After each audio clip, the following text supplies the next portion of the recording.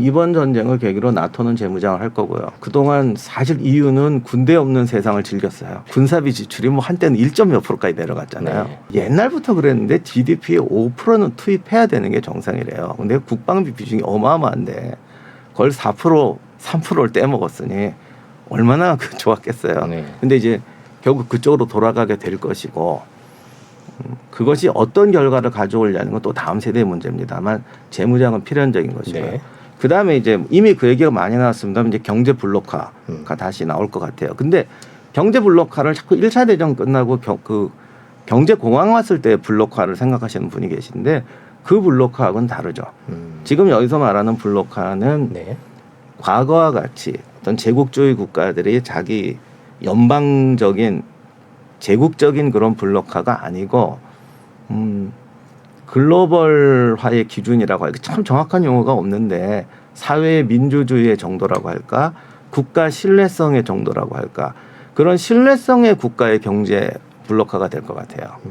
그러면 이쪽 블록하고는 아예 거래를 안 하느냐 그게 차이라는 거죠. 이런 신용 등급에 의한 블록화라는 거는 신용 등급이 낮다고 해서 거래를 안 하는 건 아니죠. 왜냐하면 이미 상당히 글로벌화가 되어 있기 때문에 중국도 마찬가지고 그래서 제가 볼 때는 어떤 삼투압 같은 관계가 되지 않을까 싶어요. 과거의 블록이라는 거는 뭐 영연방, 뭐 독일 이런 식의 고용적인 블록이라면 지금은 어떤 해파리 같은 어느 정도 형태는 있지만 그 안에 1기준, 2기준이 있고 그 교류는 되어가는 그렇기 때문에 굉장히 정교한 블록화가 되긴 하겠지만 그럼에도 불구하고 큰 틀에서는 사회주의와 자본주의 대립이라는 냉전의 구도가 아니라 어떤 권위주의와 비합리성이 살아있는 국가와 그렇지 않은 국가 또는 비합리성의 정도에 따른 어떤 등급화 이런 식의 블록화가 되어질 것 같습니다. 그러면 예전에 그 나왔던 냉전 체제, 그래서 지금은 이제 신냉전이라고 부르기도 하고요. 그런 것들이 경제적으로 영향을 미치면 아예 너희들끼리 장사해, 우리들끼리 장사할게 이런 식의 구도를 전망을 할 수도 있는데 이제 그거보다는 조금 유연해질 거다라고 보고 계신 거죠. 그거처럼 되지는 않을 거예요. 그리고 그 당시에는 결국 제3세계라는 것이 정치 체제, 사회주의냐 자본주의냐에 따라서 내 편을 만들어야 되고 그런 거였다면 지금은 그런 내적 기준에 의해서 당장은 안 바뀐다고 하더라도 어떤 관리 방법이 달라지는 그런 식으로 아주 복잡한 메커니즘이 네트워크가 생길 것 같고 다만 그 중추에 있는 나라들 네. 간에는 이제 상당한 이제 긴장 관계가 생기겠죠. 하지만 아까 말씀드린 것처럼 벌써 그때 러시아와 중국도 벌써 달라요. 삼투압의 두께가 달라지는 거죠. 이런 상태가 올 것 같습니다. 그럼 미국 있고 러시아, 중국, 뭐 인도도 그렇고요, 유럽도 있고 이렇게 뭐라 그럴까요? 여러 맹주들이라 그럴까요? 그런 맹주들끼리 이합집산을 하는 그런 상황을 생각하면 될까요? 그래도 미국이 제일 센데. 그렇죠. 근데 우리는 늘 고형적인 이합집산을 생각하는데 네. 제가 볼 때는 이렇게 엉켜 있으면서 내부적으로 왔다 갔다 하는 다만 이제 큰 틀에서 유럽, 미국, 러시아, 중국이라는 약간 두께가 다른 그런 큰 축이 생길 것 같습니다. 다만 그것도 고형의 축은 아닐 거라는 거죠. 군사적으로 이번 전쟁이 남긴 것이다. 그런 건 어떤 게 있을까요? 첨단 무기의 위력은 결국은 그것을 운영하는 인간과 그 인간을 양성해내는 시스템에 의해서 얼마나 증폭될 수 있는가를 완전히 보여주는 것 같아요.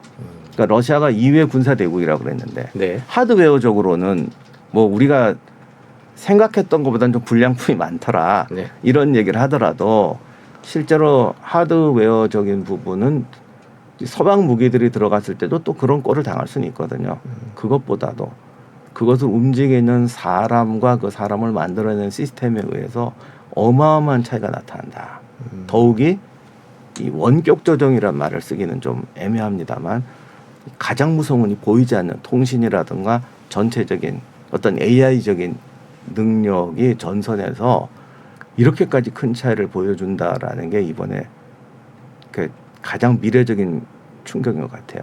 예를 들면 지금 우리나라 군대에 대해서 한국 분들이 이제 군에 대해서 이제 비판하는 분도 많은데 사실 우리나라 병사들 수준, 장교들 수준은 굉장히 높은 편입니다.